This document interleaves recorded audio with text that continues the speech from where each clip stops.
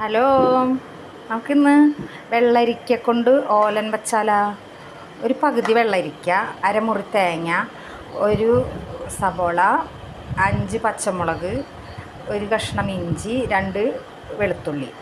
എന്നിട്ട് ഈ നാളികേരത്തിനെ നമുക്ക് ആദ്യത്തെ പാല് പിഴിഞ്ഞെടുത്ത് മാറ്റി വെച്ചിട്ട് വേണം, മറ്റേ പാലുകൊണ്ട് വേണം നമുക്കിത് വേവിക്കാനായിട്ട്. അപ്പോൾ നമുക്കത് പിഴിഞ്ഞെടുത്തിട്ട് അടുപ്പത്തേക്ക് വെക്കാം. വെള്ളരിക്കയും പച്ചമുളക്, സബോള, ഇഞ്ചി, വെളുത്തുള്ളി, വേപ്പില ഇട്ടിട്ടുണ്ട്. പിന്നെ അതേ നമ്മളാവശ്യത്തിന് ഉപ്പിട. വേറെ മഞ്ഞൾപ്പൊടി, മുളക് പൊടി ഒന്നും വേണ്ട ഓലനിൽ കേട്ടോ. എന്നിട്ട് ഇതേ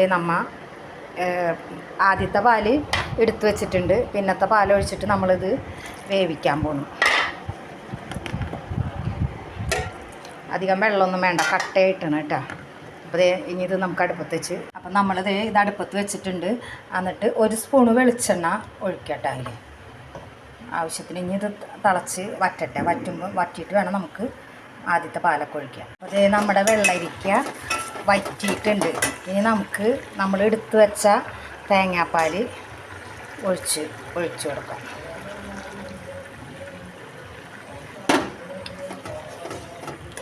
അപ്പോൾ ആ തേങ്ങാപ്പാൽ ഒഴിച്ച് റെഡിയായിട്ട് അതേ തേങ്ങാപ്പാൽ ഒഴിച്ച് ഇത് റെഡി ആയിട്ടുണ്ട്. അപ്പോൾ നമ്മളിത് നിർത്തി. ഇനി അതിൽ നമുക്ക് 1 സ്പൂണ് വെളിച്ചെണ്ണ ഒഴിച്ചു കൊടുക്കുക, പച്ച വെളിച്ചെണ്ണ ഒഴിച്ചു കൊടുക്കുക. വേപ്പില ഇടാം.